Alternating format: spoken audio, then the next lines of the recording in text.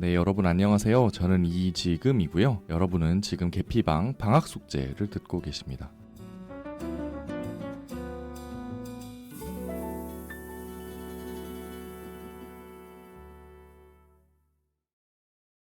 안녕하세요. 저는 이지금이고요. 여러분은 지금 이지금의 시선들을 듣고 계십니다. 네, 저희 일부 방송에서는 물론 그렇게 불리기 싫어하시지만 전문가이신, 걸맞는 전문가이신 우리 재훈님을 모시고 그런 정치, 성소수자의 정치 이야기의 지점에 대해서 얘기를 해봤어요. 얘기를 한 주제가 대략 한 2가지 정도 있을 것 같은데요. 과연 개인이 출마하기 위해서 어떤 조건들이 있어야 되는가, 그리고 그 조건들이 어떤 사람은 배제하고 어떤 사람은 배제하지 못하는가, 그게 포함하고 배제하는가, 이 지점에 대해서 얘기했고, 그리고 2번째는 과연 성소수자 정치인으로서 출마하는 게 성소수자 전체를 결국 대표하는 것인지, 이 지점에 대한 문제 주로 2개 다뤄보았습니다. 그래서 여기에 이제 이어서 오늘의 이야기를 조금 더 이어나가 보려고 합니다. 여러분들 혹시 이 지점에 대해서 들으시고 어떤 느낌이 드셨는지 댓글도 많이 남겨주시고, 또 재훈님이 개인적으로 남긴 그 질문에 대해서도 또 답변해 주시는 이런 나름대로의 답변들 댓글로 많이 달아주시면 감사하겠습니다. 물론 정치는 답이 있는 게 아니라 결국 가치의 문제인 거거든요. 그래서 요즘 세상에 특히 더 가치가 다르다고 생각하면 공격의 대상이 되고 이렇기는 한데, 저희도 물론 저도 정치 전문가라고 이곳저곳 돌아다니면서 얘기를 하긴 하지만, 얘기를 하다 보면 어쨌든 좀 단어 사용이나 이런 지점에 대해서 좀 조심스럽지 못할 수도 있습니다. 근데 그럼에도 불구하고 어쨌든 지금 여기 있는 저희 2 사람이 이야기하고자 하는 메시지가 점점 더 또렷해지는 것을 저는 조금 더 느끼고 있고요. 그리고 이런 지점에 대해서 어쨌든 어떤 지점에서건 토론은 가능하니까 꼭 댓글 많이 남겨주시기를 바라겠습니다. 그리고 친구 사이에 많은 후원 또 부탁드릴게요. 네, 그 후원은 인스타그램 팔로우가 될 수도 있고요. 10,000원에서 100,000원의 정기 후원이 될 수도 있고, 네, 그렇죠. 큰 금액의 일시 후원이 될 수도 있습니다. 네, 잘 부탁드립니다. 잘 부탁드리겠습니다. 네, 후원 방법에 대해서는 지난 에피소드와 마찬가지로 저희 방송 정보란에 저희가 올려드리도록 하겠습니다. 자, 그러면 이번에는 저번에 이어서 이제 대략 한 3번째 키워드 정도가 될 것 같은데요. 이번 키워드는 바로 양적 확대입니다. 그러니까 왜 우리가 끝에 이렇게 얘기했잖아요. 결국 슈퍼 정치인은 나타나는 걸 기대하기보다는 많은 사람이 나타나는 게 좋은 건가, 이 지점에 대해서 좀 논의를 하고 가볼까 해요. 이게 결국에는 최근에 우리 재훈님이 좀 그런 LGBTQ 답사를, 정치에 관련해가지고 안 그래도 해외에 답사를 다녀오신 것 같은데, 이 이야기를 한번 좀 듣고 이 이야기를 계속해볼까요? 네, 제가 최근에 이제 일본에 다녀왔어요. 일본에? 네네네.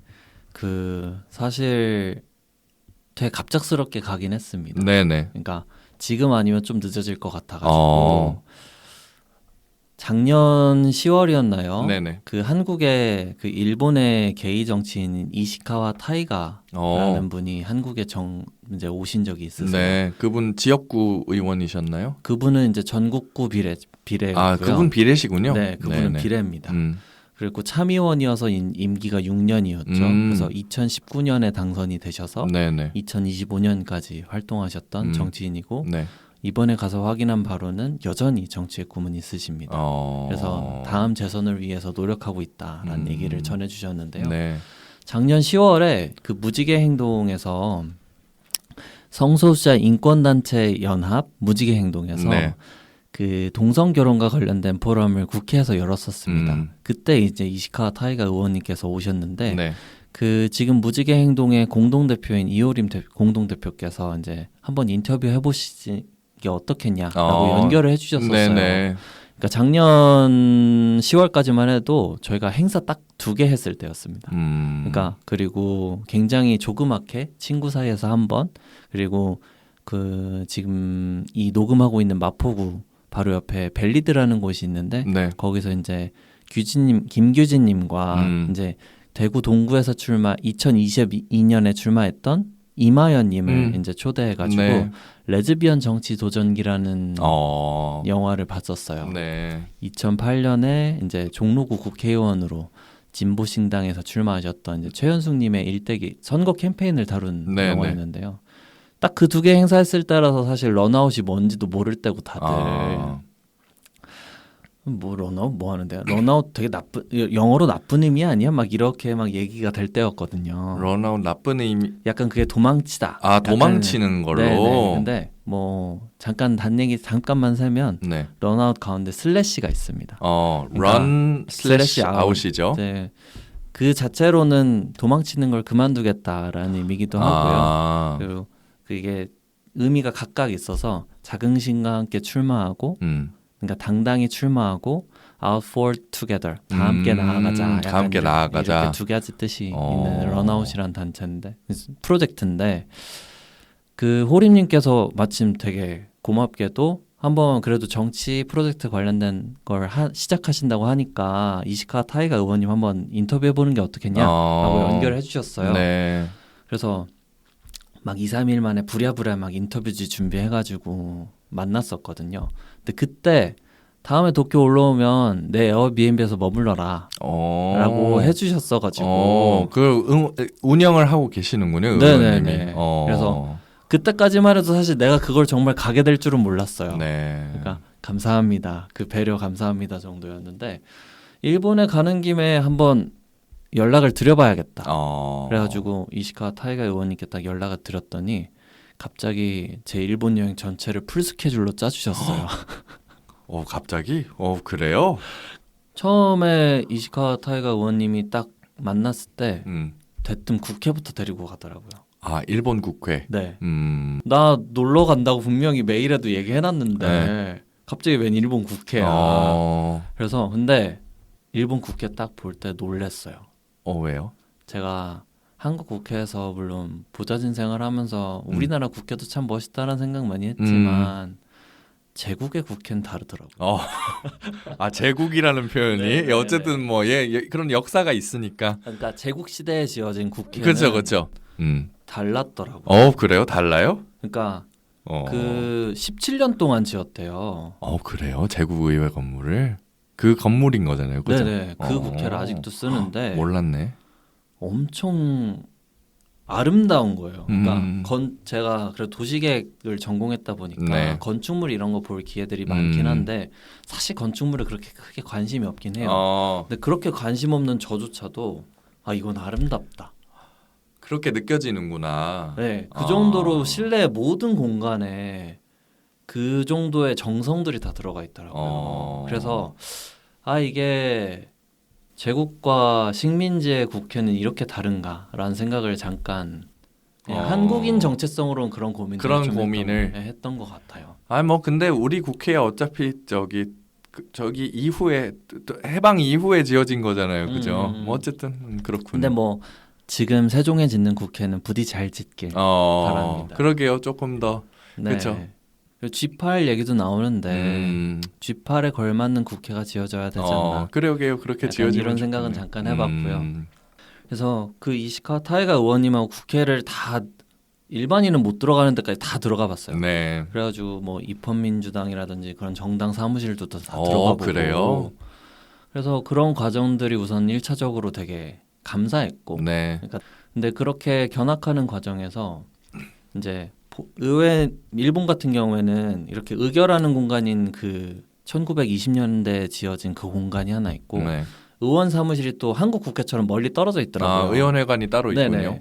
이제 거기 갔는데 거기 현재 중의원인 분을 이제 만났습니다. 근데 이제 LGBTQ 국회의원 연맹 간사장이셨는데 뭔가 그런 것들을 처음에 이제 마주하면서 내가 현역 일본 국회의원이랑 성소수자에 관한 여러 가지 이야기들을 하게 될 줄이야. 약간 그런 측면에서 되게 감사했죠. 그렇게 하고 이제 나와가지고 일본 신주쿠 니초메에 갔습니다. 네, 니초메를 다녀오셨어요? 그분이 또 데려갔어요. 그래요? 갔는데 갔더니 거기에 일본 같은 경우에는 지방 의원들 모임들이 되게 다양하게 있거든요. 그 중에서 성소수자 지방의원 모임들을 다 초대해 주셨더라고요. 아 그래요? 그래서 진짜 다 짜주신 거네. 난 진짜 일이었다니까요. 전 진짜 일이었다니까요. 네. 그래가지고 진짜 그 창립 멤버들하고 맥주를 막 마신 거예요. 그래서 좋다. 근데 제가 그 수많은 과정들을 쭉 겪으면서 네네. 느낀 게 있다면 네. 한 명 한 명의 정치인을 만드는 거는 배울 수 있겠죠. 네. 하지만 결국에는 우리가 다 같이 어떤 세력으로서 정치인으로서 나아가는 거는 일본도 아직은 답이 없는 상태구나. 답이 없는 상태다. 그러니까 이게 그러면은 아까 우리가 일부에서 얘기했던 지역구 의원을 만드는 데 있어서 그렇다는 거예요? 아니면 비례도 그렇다는 거예요? 둘 다요. 둘 다. 왜냐하면 지금 일본 국회는 저희가 한때는 우러러 봤습니다. 네. 그러니까 오츠치 가나코라는 중의원 레즈비언 네, 커밍아웃 네, 네. 레즈비언 의원도 있으시고 또 이시카 타이가라는 게이 커밍아웃 게이 참의원도 있었죠. 근데 이제 이 둘이 모두 낙선한 상태여서 일본 국회에는 커밍아웃한 국회의원이 현재 0명이고요. 그리고 일본 지방의원도 22명 정도 있지만 네. 일본 지방의원의 총수가 3만 명인 걸 고려한다면 굉장히 적은 숫자긴 그쵸, 합니다. 그쵸. 적은 숫자죠. 네. 그 정도면. 이제 한국으로 예를 들면 한국은 지방의원이 총 한 2,400명 정도 돼요. 그 중에서 한 명 있는 차혜영 이제 현 마포구 구의원이 계신 거고 큰 비례로는 크게 다르지가 않은 거죠. 네, 약간 그런 상태인 것 같다. 그러면 결국 일본에도 성소수자 간에 어떤 연대를 만들어야 될지 어떤 식의 서로 도와야 될지 이런 시스템이 정당 내부에는 어쨌든 없는 거네요. 정당 내부에 잠깐 존재는 해왔죠. 그래요? 당사자 의원들이 있었을 때. 있었을 때는. 네. 하지만 그 상징적인 당사자 의원 한두 명이 사라지고 나서는 그게 작동하지 않는 것들을 그래요. 네, 또 보게 되더라고요. 왜냐하면 그 사실 일부에서 얘기하면서 제가 느낀 거는 결국 혼자 소모되지 않고 혼자 상처받지 않고 뭔가 좀 연결되는 구조를 만드는 게 중요한 게 아닌가라는 생각을 하게 됐는데 뭐 지역 정치인이 생기고 후보가 생기고 뭐 참모가 생기고 당직자가 생기고 서로 방어하고 연결할 수 있는 생태계가 생기는 것도 결국에는 현직 의원이 있을 때만 존재해 왔다는 그런 의미인 거죠. 그게 작동해 왔던 네. 거고. 근데 이게 낙선하고 그러다 보니 다 썰물 빠지듯이 그냥 그쵸. 정치라는 게 확 빠져버렸다. 그래서 제가 이번에 일본에 가서 오히려 가장 많이 들었던 질문이 한국은 왜 그런 아무런 기반이 없는데도 네. 런아웃이 시작되고 있는 거냐 였습니다. 아무런 기반이 없는데도 왜 시작됐느냐. 어떻게 도대체 무슨 자원으로 본인들도 이제 하고 싶다라는 얘기들을 되게 많이 해주셨어요. 그래요? 그래서 앞으로 장기적으로 협력하자 이런 얘기들을 많이 해주셨는데 그것과 별개로 물론 배울 점들이 명확하게 있죠. 네네. 그런 여러 가지 인물들을 만들어내고 음. 그들이 커뮤니티와 그렇게 분리되지 않은 채로 계속해서 힘을 모아가고 있다는 거. 하지만 상징적인 인물에 기대지 않는 정말 일종의 세력화된 성소수자 정치는 아직도 일본은 만들어내지 못했다라는 느낌을 많이 받았습니다. 뭐 근데 따지고 보면 우리도 뭐 그렇게 만들어내고 있는 건 아니죠. 오히려 뭐 사실 요즘은 조금 더 어떻게 하면은 이제 제도를 먼저 만들어낼 수 있는가 이 지점에 조금 네. 더 집중하고 있는 건 있으니까요. 맞아요. 그리고 그런 식으로 사실 접근하는 게 훨씬 목표지향적이면서 보이는 지점이 확실하니까 그리고 거기에 있어서 이제 사람들이 그 해야 될 것들이 명확하잖아요. 그러니까 지금 우리 개피방 그 진행자 중 한 명인 삼식이 형도 어쨌든 혼인 소송의 당사자로 함께 하고 있고 그렇게 해서 하는 것도 뭐 중요하긴 하지만 지금 드는 생각으로는 결국 정치는 뭐 입법 전략도 있고 뭐 이런 것도 있긴 하지만 서로 어떻게 방어해 줄 것인가 그리고 서로 어떤 공동체를 만들어 나갈 것인가 이 지점에 대한 조금 더 고민들 이런 거를 해야 되겠네요. 그죠? 그렇죠. 맞습니다. 어떻게 보면 우리가 정말 그러니까 성소수자 정당을 만들 건 아니지만 네. 애초에 그거는 확장성도 굉장히 부족하겠죠. 네네네. 하지만 우리가 어떻게 서로가 서로를 공동체로서 인식하고 서로가 서로에게 힘이 돼줄까를 일본도 아직은 그 고민을 하진 않고 그 고민을 있어요. 하지 않고 있다. 네. 그러고 뭐 사실 따지고 보면 우리나라도 뭐 그닥 그죠? 한국에서도 그닥 그런 생각을 하고 있진 않은데 왜냐면 어쨌든 우선순위라는 게 있으니까 그렇게 되고 있는 것 같기는 해요. 그죠? 그래서 저는 오히려 출발점이 같다라는 생각을 많이 받.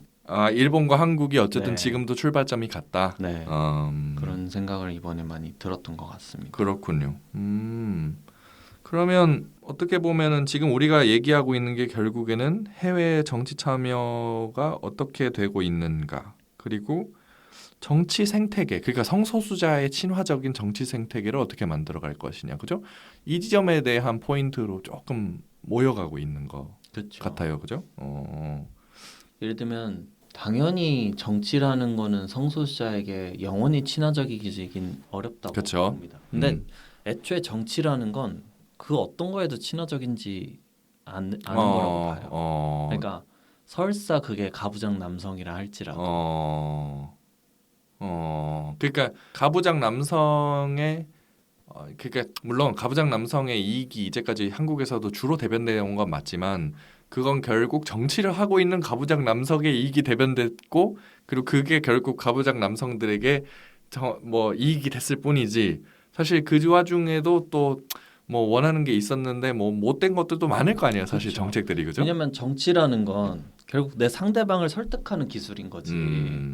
내가 센 것만 증명하는 건 아니라고 생각하거든요. 내가 센 것만 증명하는 건 아니다. 네.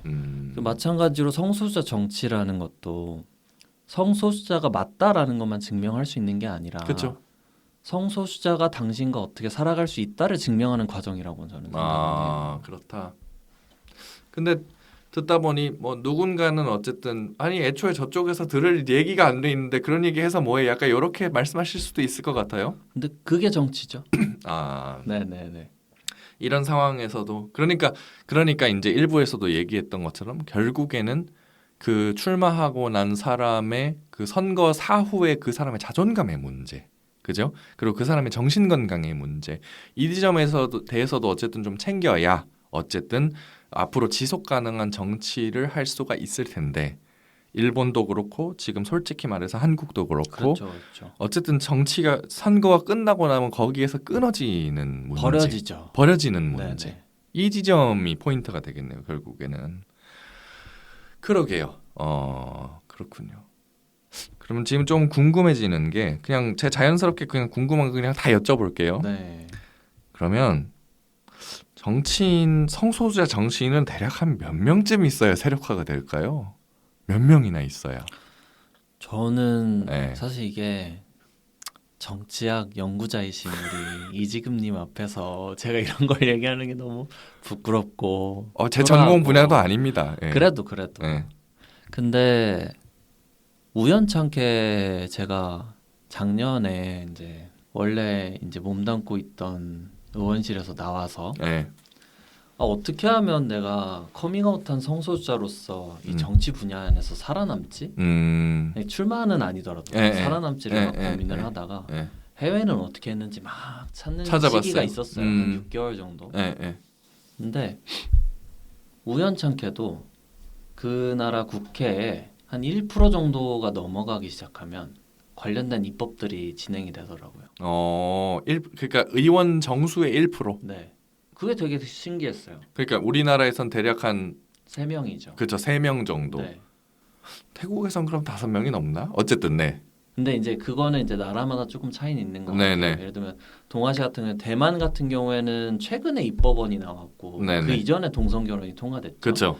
근데 대만 같은 경우에는 그 중국이라는 약간 특수성이 있는 있으니까. 것 같고 그것을 제외하고 더 나아가는 태국도 아까 말했던 왕실이나 이런 문제가 있으니까 좀 제외하면 정말 민주주의가 어느 정도 작동한다고 얘기가 되는 국가 안에서 예를 들면 독일, 호주, 캐나다, 미국, 영국, 프랑스 그 국가들 안에서 네네. 입법 그러니까 국가 단위의 입법 체계 안에서 그 대표들이 1%가 넘어갈 때 그것들이 공통적으로 통과되는 시점하고 비슷한 걸 좀 봤습니다. 그래요? 네, 이게 좀 신기하긴 하더라고요. 제가 자료 다음에 보내드릴게요. 통계적 유의미성이 나오나요? 그건 뭐 분석을 한 건 아니니까. 그래요? 근데 그냥 그냥 숫자가 이렇게 되네. 그냥 상관관계만 대충 그냥 그 확인하신 정도 거구나. 되네. 오케이, 알겠습니다. 그 정도입니다. 뭐 재밌는 이론이네요. 그렇군요. 네. 그래서 그러면은 한 이걸 3명이라고 얘기해야 될까? 약간 그런 고민이 들긴 했습니다. 3명. 뭐 스레시홀드가 3명일 수는 있죠. 그죠? 네네. 알겠습니다. 3명 정도. 근데 어쨌든 지금은 그렇게 3명도 없으니까 문제인 거고, 그죠? 그러니까 3명도 없을까요? 아니 뭐 있을 수도 있죠. 뭐 얘기를 하는 건지. 근데 그러면 또 궁금한 것이 이게 운동도 하다 보면 이게 약간 파가 갈리잖아요. 네. 내가 어디에 속해 있느냐도 중요하고 또 이렇게 하다 보면은 그룹이 자연스럽게 만들어져서 내가 어느 정파에 속하는지 이런 것도 좀 중요하게 되긴 하는데 그러면 그런 식으로 이제 약간 정파를 가려서 그냥 할 건지 아니면은 뭔가 특정 정파에서 이렇게 늘려나갈 건지 아니면 그냥 전체적으로 늘어나는 게 중요한지 뭐 이 지점에 대해서 어떻게 생각하세요? 어느 정도 양이 확보가 된다면 질을 따져야 되지 않나. 일단은 정파에 상관없이 그냥 개인적으로 있어요. 네네. 이건 단순히 뭐 성소수자 정치인뿐만 아니라 핸드폰도 종류가 여러 개가 있어야 그렇죠. 맞죠. 그 중에서 질이 나은 걸 고를 수 있는 네, 거지. 그쵸. 하나밖에 없으면 뭐. 그렇죠. 그래서 뭐 정치인 개개인들이 본인의 유불리를 위해서 정파를 따질 수야 있겠죠. 네네. 근데 굳이 운동이나 혹은 학문하는 사람들 그렇게 정파를 따질 필요는 없지 않을까. 뭐 근데 라는 생각은 합니다. 어쩔 수 없이 사람이 사는 곳엔 또 그게 발생하니까요, 그죠? 네네네. 일단은 그럼 양적 확대를 했으면 좋겠다. 그리고 또 제가 궁금한 거는 대표적인 정치인이 나타나는 것보다는 그냥 넓은 후보군이 더 중요하다고 생각하시는 거죠, 그죠? 그렇죠. 음, 아직까지는 지금까지 제가 이 딱 프로젝트를 딱 1년 정도 했는데요. 네, 이제 저도 그 파일럿 기간이 이제 끝났습니다. 저 스스로 설정한 파일럿 기간이 올 6월에 딱 끝났는데요. 네, 이제 그 과정들을 지금 정리하는 시간들을 거치고 있고, 네네. 근데 아직까지 제 생각은 변하진 않는 것 같아요. 그래요? 그러니까 저는 한 명의 영웅보다도 수많은 사람들이 나타나는 게 더 중요하다고 수많은 사람들이 나타나는 게 더 중요하다. 네. 그럼 대략 한 몇 년 정도 걸릴 거라고 보세요? 그게 진짜로 아까 우리 일부에서 얘기한 한 10년, 15년? 정말 수많은 사람 정도면 그 정도가 될 것 같고요. 네. 그 전에라도 된다 하면 그래도 한 다음 지방선거 정도면 되지 않을까 생각을 합니다. 네. 그렇군요. 2030년이네요. 그래요. 2030년 하여튼 뭐 저도 기회가 되면은 좀 고려해 보겠습니다. 그러면 이 얘기를 하다 보니까 약간 좀 포인트를 약간 바꿔서요. 제가 네. 궁금한 건 그러면 당내에 이제 정치를 하려고 내가 들어갔어요. 네. 그럼 거기서 이제 또 맞닥뜨리는 문제점이 분명히 좀 있을 것 같긴 한데 왜냐면 나도 들어가서 그 당에서 좀 어쨌든 주류가 되려고 노력은 하겠지만 주요한 정당들이 한국에선 주류인 것들이 결국은 다 종교와 결탁돼 있는 경우들이 좀 그렇죠. 있거든요. 그러면 그 종교 세력과 부딪혔을 때 이제 어떻게 대응할까도 좀 고민일 것 같아요. 아니면 어떤 때에는 결국 당론을 따른다고 그냥 내 입을 닫게 될 수도 있을 것 같기도 하고. 그러면은 내 피를 보는 게 아닌가? 라는 의문이 좀 들기는 하거든요. 이 지점에 대해서는 좀 혹시 생각이 있으실까요? 정치인에게 거래는 숙명인 것 같습니다. 정치인의 거래는 숙명이다. 네네네. 특히나 이제 성소수자라는 특성을 지닌 정치인들에게 네네네. 거래는 숙명인 것 같은데 음, 너무 또 개인론으로 가서 이게 좀 웃기긴 하지만 네. 그 과정들을 극복해내는 것조차도 그 사람의 역량이라고 저는 생각은 들어요. 그러면 근데 사실 그건 개인의 역량이 맞죠. 그러고 그 개인의 역량을 충분히 발휘시켜 줄 수 있는 거는 결국 그 주변의 환경인 거고요. 그럼 결국 우리가 그 개인이 활동할 수 있는 그 환경을 만들자는 거잖아요. 그죠? 환경을 만들자는 건데 문제는 정치의 속성 자체가 변하진 않는. 결국 개인으로 환원될 수밖에 없는 네네. 그 속성. 네. 이해했습니다. 이해했어요. 그래서 제가 계속 한 명의 영웅보다 여러 명의 정치인들이 중요하다고 생각하는 이유는 한 명의 영웅은 너무 쉽게 무너지더라고요. 맞아요. 그렇죠. 그러니까 우리가 뭐 예를 들면 가장 가깝게는 여성 대표성이 있을 것 같아요. 네네. 아니면 장애인 대표성이나 소수 성소수자는 영원히 소수겠지만 뭐 성소수자 갑자기 어느 날 성다수자가 될 수는 없잖아요. 그렇지만 그 절대적인 양이 어느 정도 채워지는 건 여전히 중요한 문제인 것 같다. 네. 그러니까 우리가 여성의 정치 대표성이 여성들이 들어서 뭘 잘했냐라고 많이들 묻잖아요. 근데 적어도 그들이 절반은 차지하고 나서 그걸 평가해야 되지 않나. 그러니까 예를 들면 성소수자 같은 경우는 적어도 10%는 차지한 다음에 그걸 평가해야 되지 않나. 그렇죠. 약간 그런 생각이 있긴 합니다. 그렇죠. 결국 시간의 문제기도 하고. 네. 네. 그리고 어떤 집단이 예를 들면 여성이 한 300명 중에 지금 한 20%대, 25%대니까 25% 그죠? 그냥 60명, 70명 있다 쳐요. 네. 그 사람들이 못했다고 해서 물론 학문적으로 운동적으로는 이게 그 사람들 문제는 아니긴 하죠. 물론 개개인들의 역량에 문제가 있을 겁니다. 그러나 우리가 이 사람들이 이걸 못했다고 해서 애초에 이 사람들이 이렇게 대표성을 가지는 게 말이 안 된다라고 논리가 많이들 가잖아요. 근데 그거 자체는 좀 말이 안 되는 것 같아요. 좀 하게 되는 것 같아요. 그렇군요. 어쨌든 우리가 지금 얘기하고 있는 이 양적 확대에 관련해 가지고 어쨌든 우리 재훈님도 그렇고 저의 생각이 만나는 지점을 조금 정리를 해보면 어쨌든 양적 확대를 그냥 계속적으로 쭉 우선해 나가면서 동시에 상징적인 것을 바라는 것보다는 어쨌든 다 같이 활동하는 그런 배경을 만드는 것이 중요하고, 근데 그런 와중에서도 결국 그 개개인의 활동 이런 지점을 조금 더 포인트를 두되, 그렇다고 해서 그 사람에게 너무 많은 이런 슈퍼 정치인과 같은 그런 거는 기대를 하지는 않아야 된다. 그리고 그런 기대는 하지 않되 다만 그런 한 사람 한 사람이 나타나면서 결국 만들어낼 수 있는 그 집합적인 효과, 그걸 노리자는 거잖아요. 네, 그죠? 맞습니다. 그리고 만약에 지금 뭐 등장하고 있는 누군가의 한 사람 한 사람이 있다면 그래도 그 자체를 평가하기보다는 그래도 돕는 쪽에 우리 다 같이 좀 더 초점을 맞추는 게 어떨까? 그럼요. 돕는 쪽에 초점도 맞추고, 그러고 이제 선거가 끝났을 때도 이 사람이 어쨌든 계속 지속적으로 할 수 있는 그런 배경들을 만들어주는 것, 그죠? 그 지점에 조금 더 초점을 맞춰가지고 하면 좋지 않을까. 맞습니다. 이 지점에 대한 제안인 것 같습니다. 예. 여러분은 지금 계피방 방학 숙제 이지금의 시선들 함께하고 계십니다.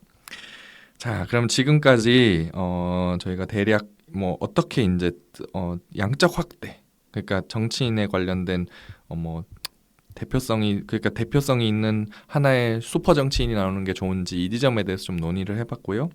다음 이제 네 번째 꼭지랄까요? 이런 테마는 어떤 그럼 성소수자가 정치인이 될 수 있느냐?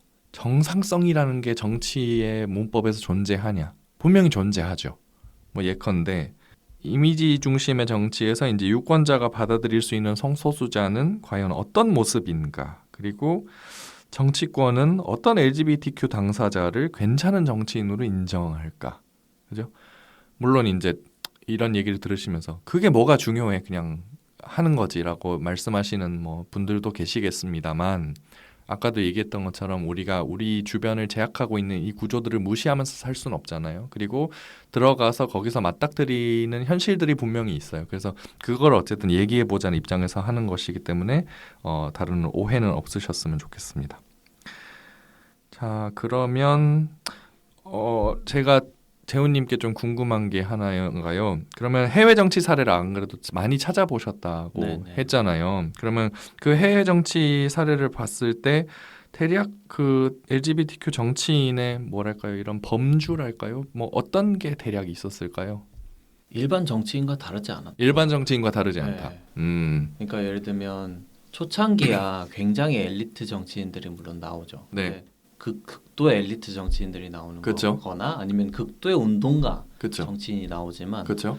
어느 정도 예를 들면 미국이나 지금 영국 같은 경우에는 영국 국회 영국 평민원의 11%가 LGBTQ입니다. 11%나 돼요? 네네. 높네. 굉장히 많죠. 높네요. 그래서 지금 뭐 예를 들면 쭉 그냥 읊어드리면 미국은 한 3%, 독일은 한 6%. 미국도 3%군요. 아, 네. 그래서 아까 그 3% 얘기를 하신 1%, 거구나. 1%. 1%. 네네. 아. 그래서 미국이 동성 결혼이 2015년인가 통과됐었잖아요. 근데 그 시점이 한 1%가 넘을 때입니다. 아. 네. 근데 그게 딴 나라도 다 비슷해요. 아, 그래요? 네, 그래서 왜일까 저도 아직 고민인데 그건 학자인 우리 이지금님께서 잘 분석해 주시죠. 예, 다음에 그런 부분 쓸 때가 네, 있으면 네, 말씀드리겠습니다. 생각이 들고요. 네. 그래서 뭔 얘기하다 얘기했죠? 대략적인 네, 범주. 범주. 우리가 정치인하면 생각하는 대략적인 그런 조건들과 비슷합니다. 그래도 집이 적당히 유복해야 되고. 네. 그러니까 유복의 수준이 막 어마어마한 수준은 아니더라도 적당히 어느 정도 내가 출마해도 집안이 망하지 않는 조건은 되는 거 같고. 그렇죠, 그렇죠. 적당한 대졸과 아니면 뭐 전문직 약간 그런 수준에서 다양하게 발생하고 있는 것 같아요.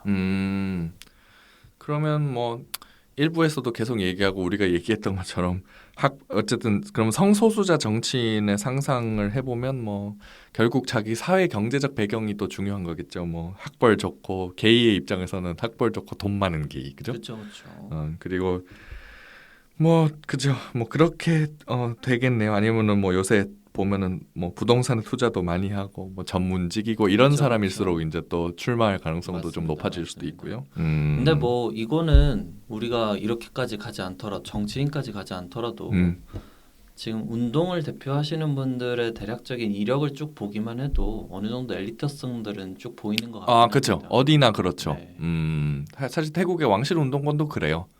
그건 그렇습니다.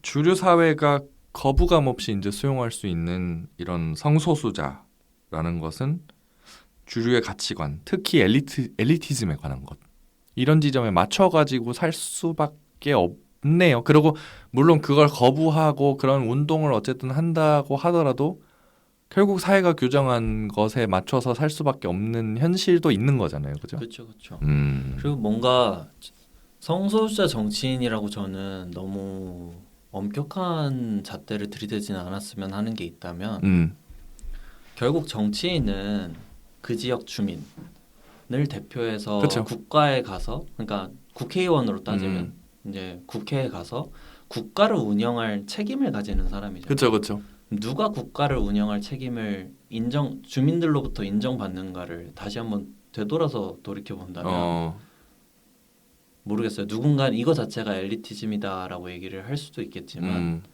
어쩔 수 없는 조건들이 아닐까 또 한편으로 생각을 하게 됩니다. 그렇군요. 결국 정치를 해야 될 때는 그런 것을 생각하지 않을 수 없다. 그리고 생각하다 보니 결국 엘리티즘을 중심으로 얘기하지만 이게 중요한 거죠. 엘리티즘이라는 것을 스스로 인식을 하면서 그러면서 이제 어떻게 앞으로 행동할 것인가. 그쵸. 이 지점에 포인트를 맞춰야 된다는 거잖아요. 그죠? 맞습니다.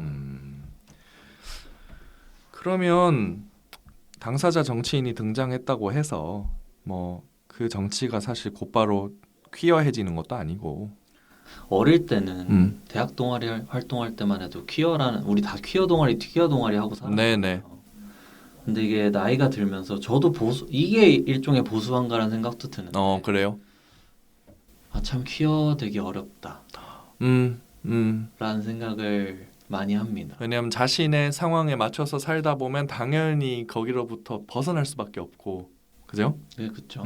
그리고 퀴어라는 단어 자체가 저는 되게 일종의 저항성 그리고 체제에 대한 거부성 이런 단어들이 되게 많이 성격이 들어가 있다고 생각을 하거든요. 저 개인적으로는. 그러다 보니까 내가 정말 퀴어한가에 대한 질문들에서는 점점 저도 나 한편으로는 퀴어하지 않을 수도 있겠다. 약간 그런 생각들을 많이 하게 되는 스스로에 대한 질문을 또 던져보게 되는 그죠? 네. 근데 이런 성찰적인 측면들이 결국에는 앞으로의 퀴어 정치의 미래를 또 결정한다고 생각합니다. 물론 짧은 시기에 이거를 가져오는 거는 또 쉽지 않을 거고요, 당연히. 다만 이제 이렇게 사람들이 늘어가고 그렇게 의원 정수 중에서도 정말 시각적으로 딱 보게 되면 그렇게 됐을 때 뭐가 변하게 될지 이건 또 모르는 거잖아요, 사실. 네, 맞습니다. 그죠? 무엇이 변할지도 모르는 거고 앞으로 어떻게 변할지도 모르는 거기 때문에 네. 일단은 이렇게 나타날 수 있는 생태계 이런 지점을 좀 만들어 놓는 게 중요하다 이렇게 볼 수 있겠네요. 그렇죠. 그러면 안 그래도 지금 우리가 얘기하는 내용 중에 하나가 이게 사람들이 우리 얘기를 들으면 아마 너무 체제 수능적이지 않을까 이런 생각을 조금 할 것 같아요. 왜냐하면 아무래도 이게 왜 그 우리 프라이드 페어나 프라이드 엑스포죠 지금은 엑스포나 아니면은 그 저 프라이드 저 퍼레이드 할 때도 그렇고 결국에는 우리가 왜 사회에 맞춰야 돼? 그냥 사회가 우리가 알아서 이렇게 하고 있으면 지들이 와가지고 여기서 춤이나 출 것이지 약간 이런 식으로 그러니까 어떻게 보면 체제 전복적인 것과 체제 수능적인 것에 이제 간극이 계속 충돌하고 발생하는 그런 거죠.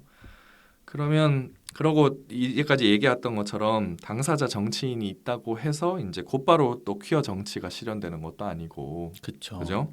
그리고 반대로 퀴어 정치를 말한다고 해서 실제 당사자가 이제 진입하는 것도 아닐 거란 말입니다.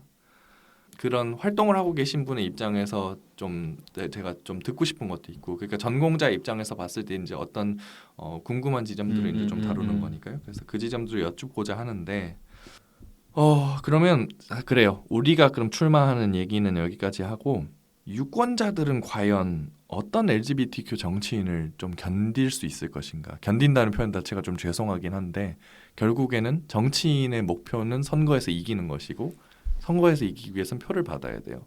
그럼 결국에는 그 유권자들이 원하는 게 있을 거 아니에요. 그럼 결국에는 지역구 의원이 되면 그 대표성을 일단 우선시해야 되는 거고 그리고 저 비례대표로 나갔으면 어쨌든 정당의 당론에 우선시해야 되는 게 맞는 거잖아요. 그렇죠. 정당에서 출당시키지 않는 한. 그럼 결국엔 모두 다 체제 수능적으로 사는 거네요. 어떻게 보면. 그것에 저는 그래서 그 퀴어함이 그것을 우리가 계속해서 흔들게 해주는. 근데 퀴어함이 뭔지 모르겠다 그랬잖아요. 그러니까 제가 거기서 점점 벗어나고 있는 게 아닐까. 벗어나고 있는 게 아닐까? 라는 생각은 하지만 저는 약간 퀴어라는 단어는 민주주의와 성격이 좀 비슷하다 생각해서 민주주의와 성격이 비슷하다. 민주주의는 완성되는 게 아니라는 말을 노무현 전 대통령이 하셨다고 제가 들었는데 저는 민주주의는 일종의 계속해서 우리가 만들어 나가는 과정이다라고 했다면 맞아요. 전 퀴어함도 마찬가지인 거라는 생각은 지금은 해요. 계속 만들어가는 거다. 그러니까 우리가 점점 나이가 들면서 혹은 우리 밑세대와는 점점 구분되면서 점점 보수화가 어느 순간 되겠죠. 그 보수화라는 것도 종착지가 있는 게 아니라 과정인 거잖아요. 그렇죠.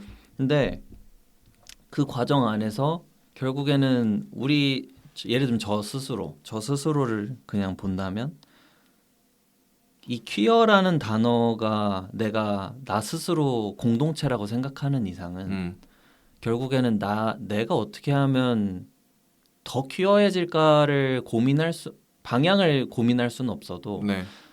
내가 지금 얼마나 더 보수화되고 있는가 자체를 점검하는 지표로는 쓸 수는 있다고는 봐요. 그런 지표로는 쓸 수 있다. 네네. 그리고 그런 것들을 계속해서 인지하고 그리고 내가 내 공동체를 아끼는 마음이 있다면 그럼에도 우리가 어떻게 하면 퀴어와 함께 살 수 있을까? 퀴어함과 함께 살아갈 수 있을까를 계속해서 고민할 수 있지 않을까라고 생각을 합니다. 지금도 정치 활동을 하시다 보면은 그런 스스로가 가진 딜레마에 뭐 힘들어하시는 분들이 분명히 계시겠죠. 그렇죠. 혹시 그분들한테 뭐 한마디 해주신다면? 잘하고 계시고요. 네. 항상 응원하고요. 근데 혼자가 아니라는 거 그리고 커뮤니티가 그러니까 적어도 런아웃이 적어도 친구 사이가 여러분의 곁에 있다는 걸 잊지 말아주셨으면 좋겠습니다. 지금까지 얘기해본 바로는 사실 저는 체제 수능이냐 체제 전복이냐 이 양자택일의 문제로 갈 거는 아니라는 지점을 좀 생각을 하게 됐어요. 왜냐하면 어떻게 보면 정치인이 혹은 자기 자신의 개인으로서의 정치인이 그 정치를 하는 것에 있어서 분명히 효능감도 느껴야 되고 그러고 주변에서 이제 지지받는 것도 좀 느껴야 되고 약간 이런 게 있잖아요. 그럼 그런 것을 당연히 느끼려면 스스로 어떻게 전복을 하고 있고 수능도 잘하고 있다는 것도 동시에 느끼면서 전복도 당연히 하고 있다는 걸 또 느껴야 되거든요. 맞습니다. 그럼 결국엔 그 전복을 하고 있다는 지점이 아주 간단한 것에서부터 시작되어야 되고 그리고 그거를 또 결국엔 주위에서 또 인정을 해줘야 내가 그것도 할 맛이 나는 거거든요. 네. 사실 어떻게 보면 이 두 가지는 같이 가야 되는 것이지 양자택일로 해서 너는 체제 전복의 정치인이 될래 수능의 정치인이 될래라고 하는 택일로 가게 되면 결국에는 이 사람의 사회적 자아가 너무나 커져서 결국 개인을 잡아먹을 수밖에 없는 그쵸. 이런 상황이 올 수밖에 네. 없다. 그래서 저는 약간 런아웃도 어떻게 보면 이제 막 시작한 프로젝트잖아요. 네네. 근데 이러한 이야기들이 우리가 담론에 너무 잡아먹히진 않았으면 좋겠어요. 담론에 네, 그러니까 이미 서구권 국가에서 이론화가 마무리가 됐고 그렇게 이미 해석이 다 마무리된 담론들에 너무 잡아먹히다 보면 정작 우리 눈앞에 어떤 현실 속에서 그들이 헤쳐나가고 있는가가 안 보일 것 같아요. 그 개인으로서 하고 있는 그런 노력 같은 것들, 네네. 그죠? 담론 혹은 이론 그런 어쨌든 고담준론과 상관없는 네네네. 그런 것들. 그러게요. 분명히 그 개인은 어쨌든 자기 자신의 체제 전복적인 성격, 수능적인 성격 모두 다 포용을 하면서 자신이 할 수 있는 것을 하려고 할 것인데, 그죠? 맞는 말씀이네요. 그리고 제가 이제 커밍아웃하고 출마했던 여러 성소수자 정치인분들 네. 더 나아가서는 그렇지 않았지만 이제 현재 뭐 당선됐거나 활동하시는 분들을 점점 알게 되면 알게 될수록 느끼는 건 정치인이 정말 사람이구나. 인것 사람이구나. 네, 그러니까 그들도 그들의 삶의 한계 속에서 움직일 수밖에 없고 근데 그 삶의 한계라는 건 성소수자 공동체만 있는 게 아니잖아요. 그러니까 마치 제가 아까 지금님께서도 재훈님 출마하면 뭐가 제일 방해물이 되세요라고 했을 때 저는 가족이잖아요. 근데 누군가한테 그게 돈이고 누군가한테 그게 학력이고 누군가한테는 그게 네트워크입니다. 그러니까 각 사람이 가지고 있는 한계가 명확하다는 거를 좀 우리 서로가 좀 이해해주면 어떨까라는 생각을 좀 많이 하게 되는 것 같아요. 그러게요. 그렇게 해서 앞으로 한 10년에서 15년 뭐가 변할지는 모르겠지만 그래도 그렇게 해서 함께 갈 때 결국 성소수자를 대표할 수 있는 가능성이 조금이라도 더 넓어진다. 네. 그리고 성소수자의 모습이 하나가 아니잖아요. 한 10명, 20명은 나와야 그래도 성소수자가 대표되고 있는 거지. 성소수자 한 명이 어떻게 모두를 대표합니까? 그렇죠. 그럼요. 네. 그럼요. 우리가 했던 양적인 그런 측면, 양적 확대의 측면과 어쨌든 좀 연결이 되는 것 같기는 한데요. 그런 참 지금 혹시 우리 방송을 듣고 있는 정치에서 커밍아웃은 하지 않으셨지만 고군분투하는 분들도 계실 테고 정치를 하고 싶어서 계속 타진하고 계시는 분들도 계실 테고 아주 긴 시간 동안 어쨌든 정당이나 어느 플랫폼이건 붙잡히시면서 힘들어하시는 분들 계실 것 같아요. 어쨌든 여러분들 아까도 말씀드린 것처럼 여러분들은 혼자가 아닙니다. 네. 그리고 뭐랄까 이 네. 말은 꼭 하고 싶었어요. 네. 제가 여기 나온 거는 당연히 런아웃을 홍보하기 위해서죠. 네, 이것 네. 자체로는. 네. 그리고 더 나가서는 함께 해달라는 거를 말하기 위해서 나오기도 했지만 네. 한 번쯤 다들 그래도 제가 이제까지 인지하기로 게이 PC방을 듣는 게이들은 또 나름의 엘리트라고 생각을 하고 있었는데 예, 뭐, 네. 네. 다들 똑똑하신 분이고 네네네. 다들 좋은 분들이죠. 네네네. 우리 그쵸, 청취자분들은. 그쵸. 지금 내가 이걸 듣고 있으면서 출마를 고민하게 되진 않았을까? 아니면은 뭔가 정치하는 성소수자를 좀 후원하고 싶지 않았을까? 약간 이런 생각들을 하게 되셨기를 하지 않으셨다면 지금 제 목소리 듣고 하게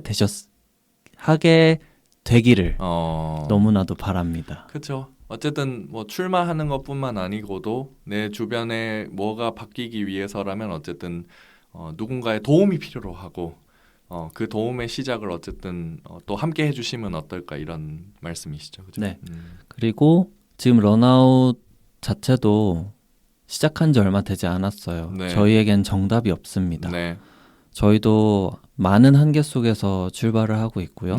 여전히 많은 한계가 저희 주변을 둘러싸고 있어요. 네. 여러분들이 함께 해주실 때 런아웃은 또 그 다음으로 나갈 수 있을 거라고 믿습니다. 네.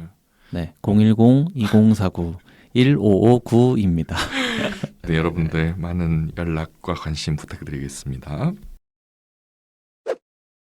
자, 여러분은 지금 계피방 방학숙제 이지금의 시선들과 함께하고 계십니다.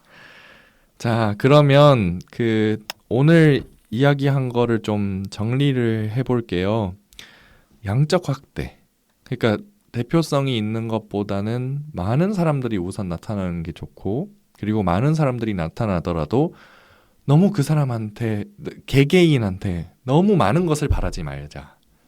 대신에 뭐든 만들어가고 서로 뭐랄까 정치에 낙선하더라도, 그리고 당선되더라도 그 사람이 할 수 있는 것에 집중하게 하고 계속 지속 가능한 정치를 하게 할 수 있는 우리가 그런 정치 생태계를 만들어갈 때, 그때 이제 성소수자의 뭐랄까요, 지속적인 대표성이 담보될 수 있다라는 얘기를 맞습니다. 했던 것 같고, 그리고 하나 더는 우리가 정상성이란 단어에 갇혀가지고 체제 수능적일 밖에 없느냐라고 보면 아니다.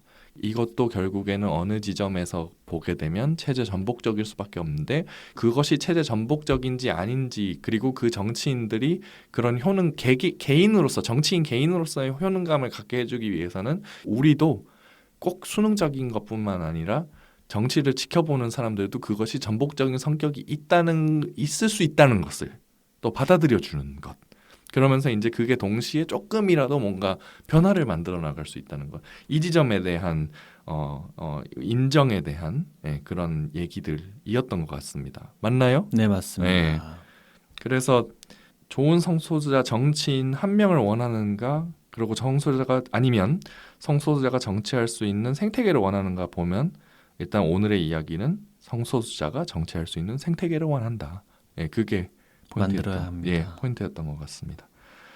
그래서 그러면은 아마 저희 방송에서 꺼낸 숙제는 대충 뭐 하나 정도일 것 같은데, 대표성과 다양성, 뭐 입법의 문제, 혹은 커밍아웃 정상성, 우리가 얘기했던 이런 개념들을 실제 정치의 조건 위에 올려놓고 다 같이 한번 이해를 바탕으로 얘기하자는 점, 이 지점이었던 것 같아요. 그래서 왜냐하면 뭐 돈, 정당, 계급, 종교, 공천, 조직, 뭐 이미지에 관련된 것들, 이런 현실을 통과하지 않은 정치는 어떻게 보면 상징에 머무를 수밖에 없는 거니까요.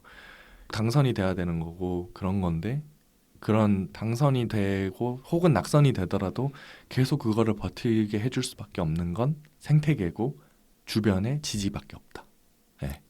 그렇죠. 존중이 있어야 되고 지지가 있어야 되고, 뭐 한편으로는 또 낙선한 사람들에 대한 뭐 약간 정신 건강을 좀 챙겨주는 자조 모임 같은 것들, 그런 것들도 필요할 수도 있어요. 이런 게 좀 있으면 좋긴 하겠다는 생각이 들어요.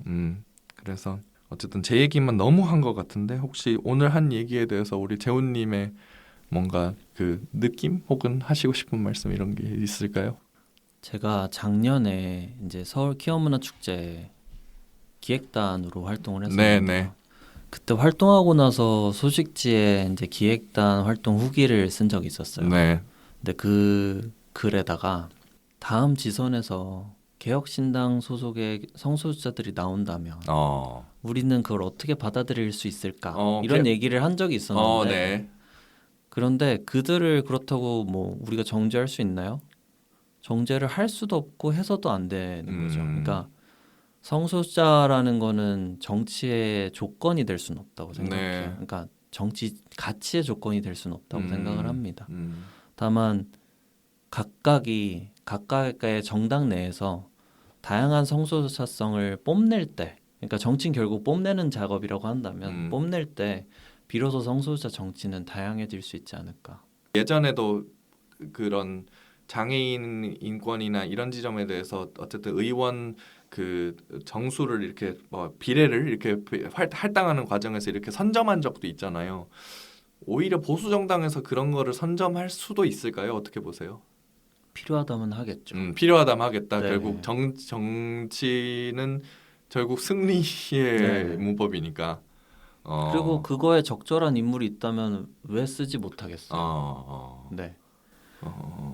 정말 엘리트이고 잘 바르게 잘 자란. 그러니까 바르게란 표현도 굉장히 편협적이지만 네. 그렇게 자란 세상의 관점에서 그런 정치인이 강남에서 당선이 됐다. 그럼 가장 먼저 뭘 할까?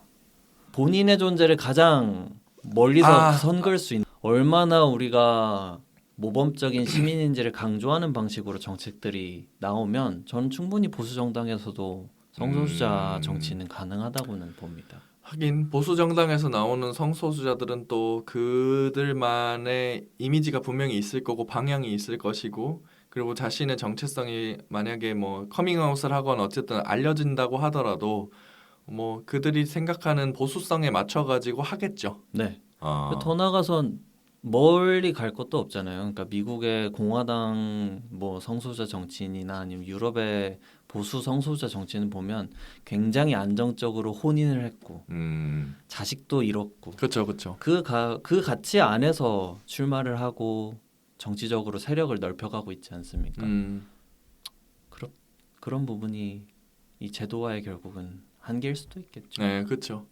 그래서 물론 다시 강조하지만 제도화는 굉장히 중요하고 어느 제도화를 하기 위해서 어떤 이제 뭐 소송을 사용할지 이 지점은 굉장히 중요한 일입니다. 근데 맞습니다. 그럼에도 불구하고 일부에서 말씀드렸던 것처럼 운동이 결국에는 엘리티즘적으로 흘러가게 되거나 어쨌든 그런 방향이 있으면 어떻게 거기서 소외되는 사람들도 이제 포용할 수 있어야 되는가 이 지점에 대한 생각들도 함께 하면 좋겠다 이 말씀을 맞습니다. 드리는 것이고요. 그리고 이것을 통해서 우리가 성소수자의 세력화, 정치 세력화 이 지점에 대해서 이제 따져봐야 할 정말 현실적인 문제들이 무엇인가. 그러니까 단순히 이제 어떤 구호가 있어야 되는가 혹은 어떤 도덕적인 측면을 가지고 우리가 운동에 임해야 되는가 이것보다는 이제 그 현실의 사회에서의 문법을 놓고 봤을 때 그래서 우리가 어떤 것에서부터 출발을 해야 앞으로 체제 수능적인 것, 체제 전복적인 것 모두 가능할 것인가. 이 지점에 대한 고민을 어쨌든 여러분들께 화두로 던져드렸다고 생각을 하고요. 여러분들께서 이 이야기 들어주시고 또 많은 토론에 참여해 주시기를 부탁드립니다. 그래서 앞으로 우리가 성소수자를 위한 정치 생태계를 어떻게 만들어 나갈 것인가 이 지점에 대해서도 함께 좀 고민해 봤으면 좋겠습니다. 네, 우리 재훈님, 저희 방송 나와주신 소감 한마디 좀 들을 수 있을까요? 네, 우선 오랜 팬이었던 KPC방 이렇게 나올 수 있어서 감사합니다. 영광이고요. 네. 그리고 오랜 친구들 또 이 방송을 아마 또 듣게 되겠죠. 그 친구들도 아직 다 청취하고 있는 걸로 아니까 네. 다들 잘 지냈으면 좋겠고 또 이 방송을 청취하시는 동시대 성소수자분들 항상 행복하시길 바라겠습니다. 행복한 거 중요하죠. 어쨌든 뭐 행복까지 아니시더라도 다들 잘 버티셨으면 좋겠습니다. 네. 그죠? 자, 그러면 저희 혹시 뭐 오늘 이 얘기는 꼭 하고 싶었다. 혹시 집에 가서 뭐 이거 안 하면 후회할 것 같다 이런 건 없으세요? 네, 혹시 지금님이 보시기에는 이 부분은 얘기가 좀 부족했다 이런 거 있을까요? 뭐 저는 없는 것 같아요. 오히려 얘기하면서 좀 더 얘기하게 뭐랄까요? 원래 우리가 이제 약간 대본처럼 어쨌든 짜온 게 있었는데 여기서 더 많이 얘기한 것도 있고 이래서 저는 오히려 되게 좋았던 것 같습니다. 저는 되게 좋았어요. 지금님의 소감도 듣고 싶네요. 아, 제 소감? 네. 우리 정치학 박사님의 소감. 아이고, 아직 박사를 받진 않았고요. 예, 요새 그 커뮤니티나 뭐 저기 인터넷에서 난리던데 박사 수료면은 석사다 뭐 이렇게 다들 난리세요. 어쨌든 지금 박사 논문을 열심히 쓰고 있는 사람의 입장에서 네.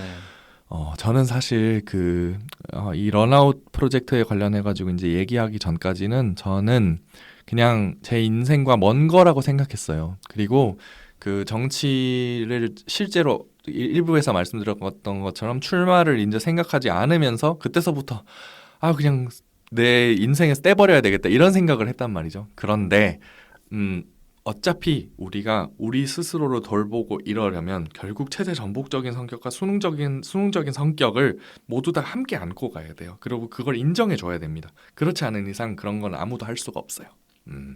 그렇게 생각하게 됐고, 그래서 이제 앞으로 저도 혹시 뭐 기회가 있으면 출마를 할 수도 있겠죠. 네. 네, 러너 프로젝트 성공했네요. 예, 뭐 그렇게 할 수 있겠죠. 그렇게 생각이 약간 바뀌게 되기는 네. 했습니다. 그래서 그 지점에 대해서 어쨌든 감사드리고, 물론 우리 공동체를 위한 것도 있지만 결국 그 모든 것은 저의 개인에 관련된 것이기도 합니다. 그러니까 여러분들 정치에 많이 관심 가져주셨으면 좋겠고, 친구 사이에 어떻게 하면은 후원하실 수 있는지, 그 러너 프로젝트에 어떻게 하면은 이제 연락하실 수 있는지 다 저희 그 정보 게시글에 올려놓을 테니까요. 여러분들 많은 관심 부탁드리겠습니다. 그리고 많은 후원 부탁드리겠습니다. 들으셨죠? 많은 후원 부탁드리겠습니다. 자, 그러면은 저희 준비한 이야기는 여기까지고요. 함께 해주신 여러분들 다시 한번 감사드리겠습니다. 네, 지금까지 계피방의 방학숙제 이지금의 시선들이었고요. 저는 지금까지 이지금 정재훈이었습니다. 네, 감사합니다. 감사합니다. 고맙습니다.